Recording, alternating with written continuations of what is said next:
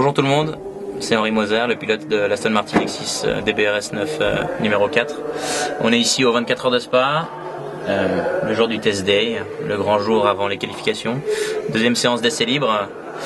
Ce matin, on a eu la première séance d'essai libre à 9 h dans des conditions difficiles. Donc il y a eu beaucoup de pluie et on a profité de cette séance pour faire quelques tours avec l'auto parce que après la révision, avant cette grande course des 24 heures, il fallait contrôler que tout marchait bien. Et ça s'est plutôt bien passé. Donc ensuite on va voir comment se passe cette deuxième séance cet après-midi avant les qualifs ce soir. Alors je vous représente vite fait la voiture.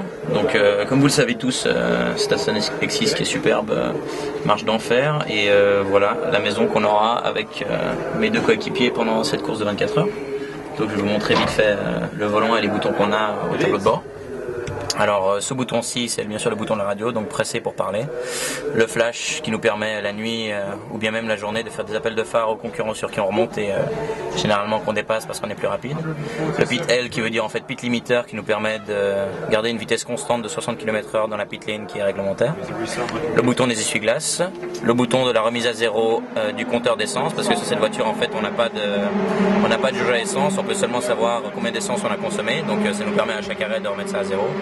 Et ensuite le bouton page qui nous permet de changer les informations qu'on voit ici au tableau de bord. Donc on a ici l'affichage du rapport, l'affichage de la pression d'huile, la température d'eau, le voltage de la batterie, ainsi que la pression d'essence. Et si on change la page, ensuite on arrive à voir ici Fuel Use, voilà à quoi ça nous sert de remettre à zéro, c'est-à-dire que ici, depuis ce matin, on a consommé 14,4 litres d'essence depuis la dernière remise à zéro. Ici s'affiche le temps autour du dernier tour qu'on a fait. Ensuite, si on se déplace un petit peu plus bas, ici on a le bouton du répartiteur de freinage qui nous sert à gérer la balance de frein plutôt sur l'avant, plutôt sur l'arrière, sachant que c'est un freinage pas du tout assisté et qu'on n'a pas de ABS comme vous avez sur les voitures de série. Ici ensuite au tableau de bord on a le levier de vitesse, donc on tire pour monter les rapports et on pousse pour les descendre. Ici le bouton de réglage de l'anti-patinage, du traction control.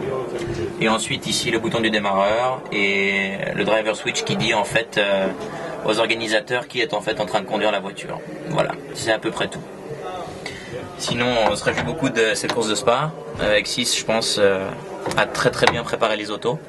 Donc on va voir ce que ça donne et bien sûr l'objectif sera avec 60 voitures au départ d'aller jusqu'au bout de cette course qui sera vraiment de longue haleine. Donc voilà, on se réjouit et à plus tard pour une nouvelle vidéo.